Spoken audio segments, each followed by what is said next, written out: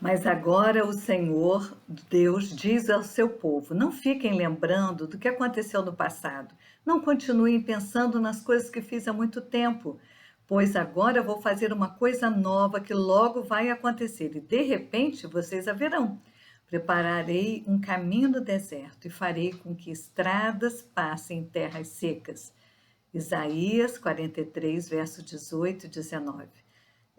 Com esse versículo, nós damos início ao nosso PGM, o primeiro PGM do ano de 2022. Espero que você tenha tido um ótimo início do ano e, o mais importante, com saúde, com o cuidado de Deus na sua vida.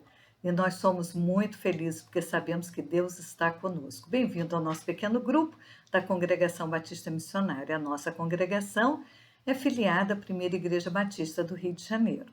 Nós queremos parabenizar os nossos aniversariantes. O Pedro, meu sobrinho, fez aniversário no dia 31/12, o último dia do ano passado, né? E no dia 2 de janeiro de 2022, no domingo, aniversariou nossa querida irmã Luciene, esposa do Josemar. Desejamos que Deus abençoe cada dia mais os nossos aniversariantes, com muitos anos de vida, saúde, sabedoria, alegria e realizações. Vamos orar? Senhor, aplica a tua palavra ao meu coração e ao coração de cada pessoa que está participando conosco, que vai participar. É no nome precioso de Jesus que nós oramos. Amém. Qual será a melhor escolha a ser feita? Se alguma vez fez uma escolha e depois pensou, poxa, essa não foi a melhor escolha que eu fiz? A gente todo dia tem que fazer escolhas, né? Que roupa vai vestir, que horas vai acordar, vai para o trabalho e que vai comer, né? Se prepara antes a marmita, se vai comer na rua, quanto custa isso. E tem gente que para economizar come um salgadinho, né? A gente sabe que isso não é economizar, isso estraga a saúde, né?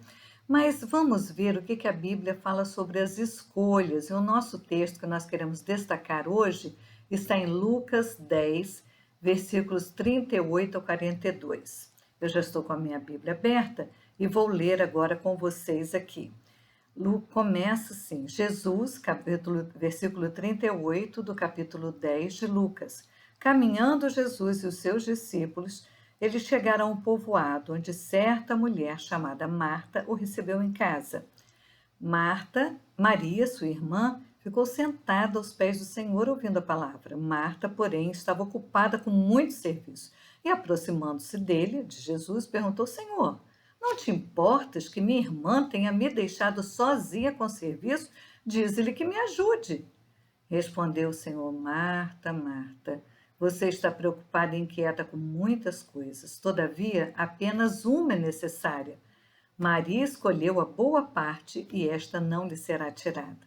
Eu li na nova tradução, na versão internacional.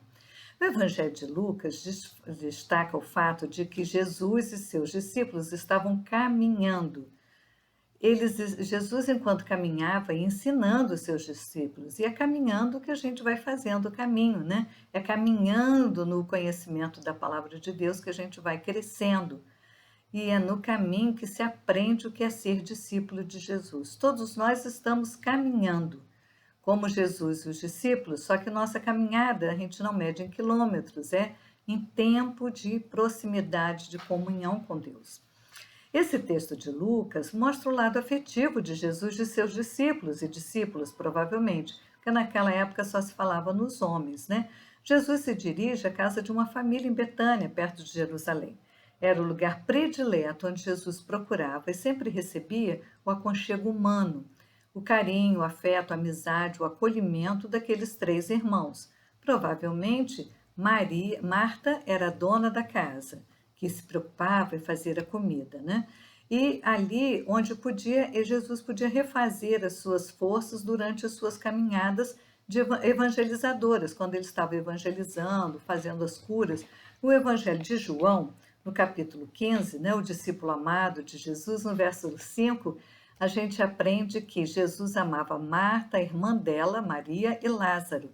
Esse tipo de relacionamento humano é muito importante para que nós formemos a nossa comunidade cristã, as nossas comunidades cristãs. E quantas vezes a gente deixa de lado esse cuidado, esse elemento fundamental que é a amizade, a troca de carinho, de atenção.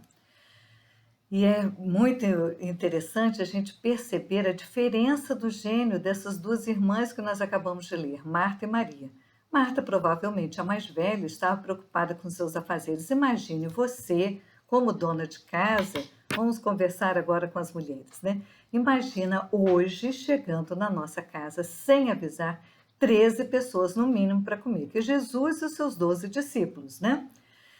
E ela fica preocupada, Marta. Qualquer uma de nós ficaria em preparar a comida. Naquela época não tinha telefone para ligar para alguém para vir ajudar. Provavelmente ela tinha servos e servas, né? Porque Jesus não chegaria na casa de uma pessoa pobre com mais 12 discípulos, talvez com mais alguma discípula que estivesse acompanhando o grupo de discípulos naquele momento. Mas ela tinha que providenciar tudo. Imagina, não tinha água encanada, não tinha geladeira, não tinha, então tinha que matar o animal, preparar o animal para fazer a comida, além das outras coisas. Imagina, ela ficou muito preocupada em resolver. Natural, né? E às vezes a gente fica dizendo, mas Maria, Marta, mas a gente tem que pensar que como dona de casa, ela estava preocupada e ela queria oferecer a Jesus o melhor. E às vezes a gente fica tão preocupado em fazer as coisas, esquece. E Maria, o que Maria fez? Talvez Marta tivesse mandado ela fazer alguma coisa. As mulheres não podiam sentar para ouvir os homens quando os homens estavam conversando. As mulheres ouviam parte da conversa quando elas estavam servindo. Mas ali não estava sendo servido nada ainda. Maria chegou, provavelmente devagarinho, se escondeu num cantinho e ficou ouvindo Jesus. E Marta ficou preocupada: cadê Maria, que não vem me ajudar?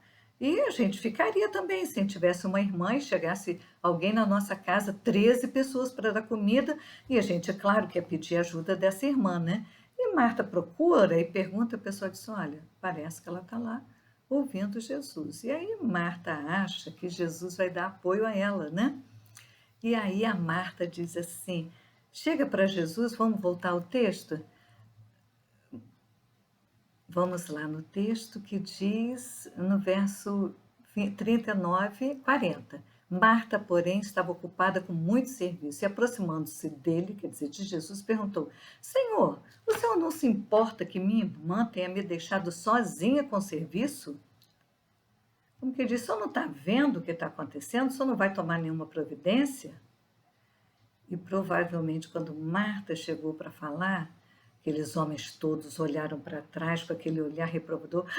Tem uma mulher aqui, Maria está ouvindo aqui, isso é um absurdo, isso não pode acontecer. E Jesus agora vai repreender.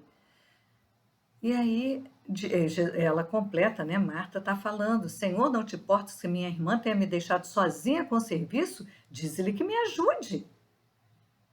Imagina ela querendo dar uma ordem a Jesus, dizendo: Jesus, faz alguma coisa, você não está vendo aí? E Jesus diz para Marta, tranquilamente: Marta, Marta, você está preocupada e inquieta com muitas coisas, todavia apenas uma é importante. E Maria escolheu a boa parte, e esta não lhe será tirada. Aqueles homens devem... Jesus sempre surpreende a gente, né? É maravilhoso como ele nos surpreende. Ele não é preso a convenções, ele não é preso àquela convenção de que mulher não poderia estar sentada ali ouvindo.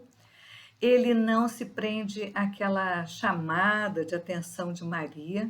Ele não diz: Maria, você está pensando o quê? Que você pode me dar ordem? Marta, né? Marta, você está pensando o quê? Você pode me dar ordem? Não, ele não falou nada disso. Ele só disse: você está preocupada com tantas coisas. Mas a coisa mais importante foi o que Maria escolheu. E isso não vai ser tirado dela. Eu não vou mandar para ela lá servir. Então a gente fica pensando, mas o que está dizendo? Que não era importante preparar comida? Não é isso que Jesus está dizendo. E ele também não está dizendo que a gente não deve ajudar, que as pessoas devem ficar, como que diz, acomodadas, sem fazer nada. Mas ele disse: não, você se preocupa, está muito agitada, né? A omissão, Jesus não está apoiando a preguiça, a omissão, a exploração. Em um mundo agitado como o nosso, que não deixa tempo para a gente cultivar o relacionamento humano, a amizade, a oração, muitas vezes a gente não tem tempo nem para a gente mesmo. Essa resposta faz a gente lembrar que mais importante de viver uma maneira que prioriza, às vezes a gente prioriza as coisas em detrimento das pessoas, deixando de lado as pessoas. É óbvio, é claro que a gente tem que se preocupar com os afazeres, os trabalhos, né? Eles não se fazem sozinhos.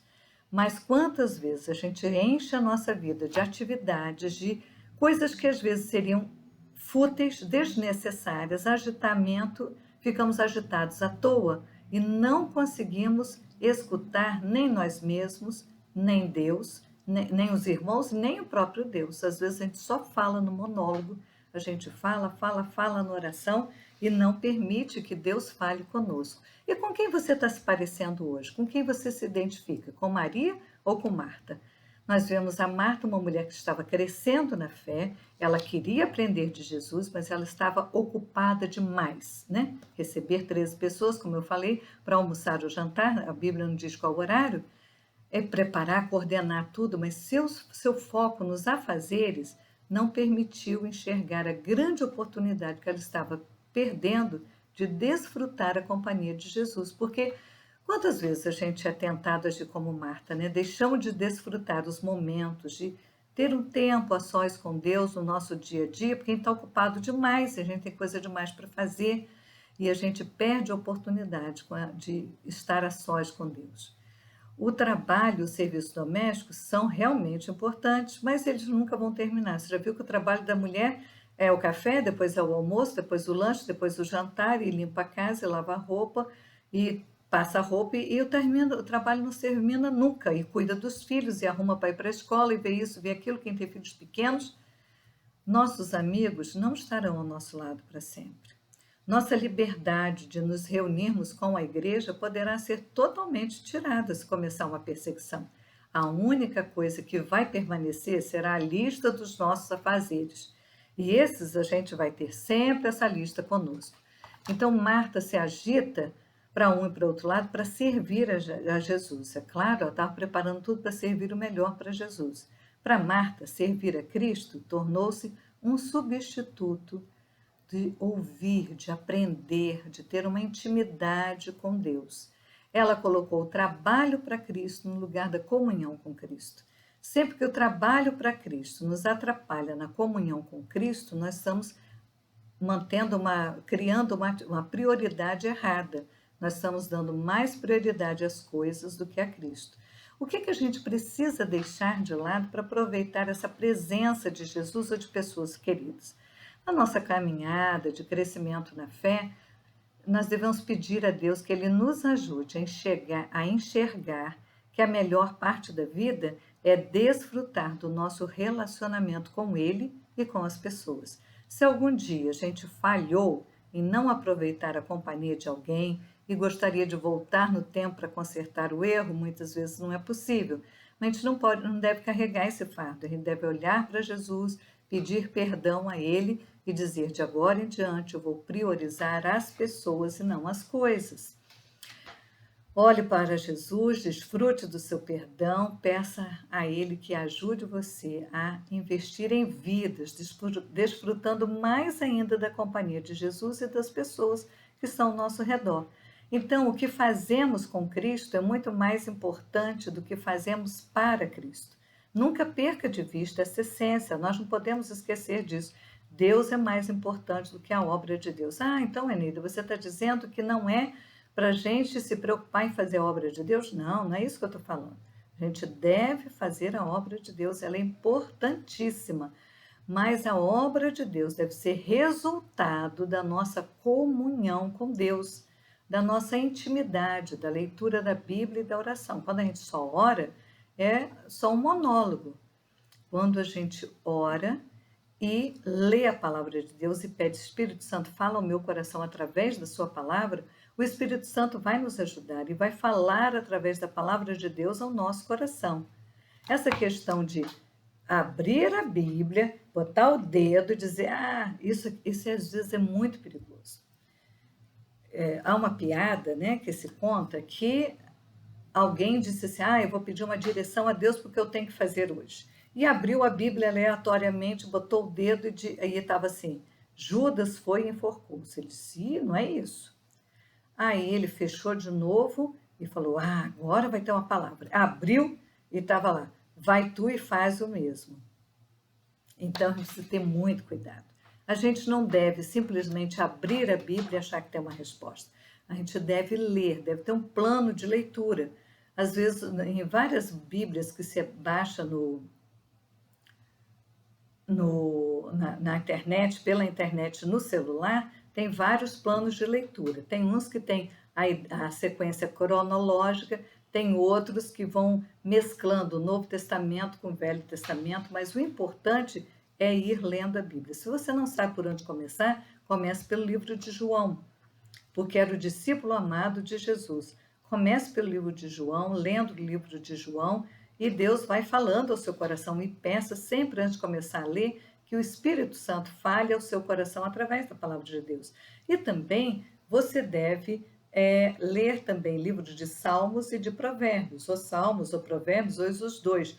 O livro de Provérbios tem 31 capítulos. Então, se você começar a ler hoje, na terça-feira, você já pode voltar um pouquinho, ler 1 ou 2 capítulos, para você depois botar em dia. Então, no dia 4, hoje, dia 4, você lê o capítulo 4, e depois pode ler o 3 e o 4. No dia 5, você lê o 2 e o 4, e o 5, e depois no dia 6 você lê o primeiro e o 6, e coloca em dia, e dia 7 você continua lendo um capítulo por dia, e você vai ter lido no final de um mês todo o livro de Provérbios.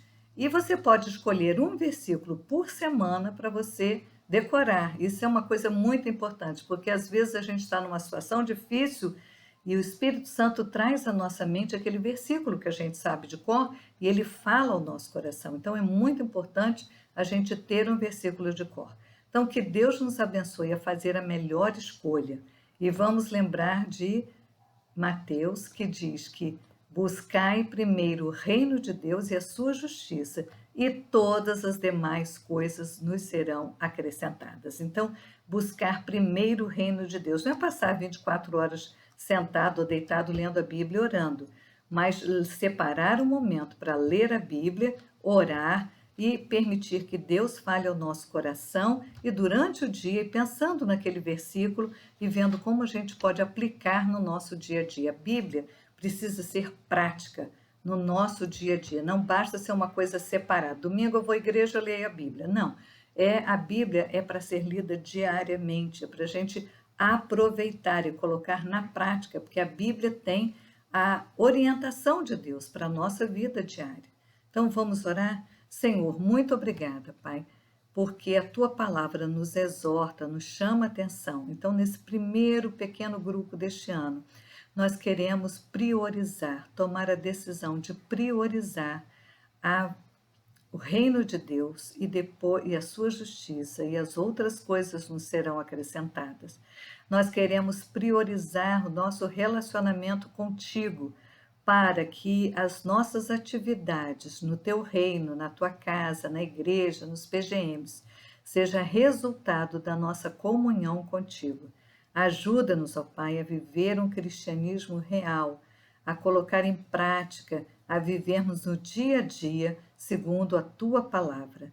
Abençoa cada pessoa que está participando conosco, que ainda vai participar, que o Senhor fale aos nossos corações. Abençoa o Rogério, que tem mantido o nosso canal, abençoa ele, a Monique, os seus filhos, dá a eles a sua direção, Pai, a tua direção, e que eles sejam cada dia mais prósperos e conheçam cada dia mais de perto o Senhor Jesus como Salvador das suas vidas.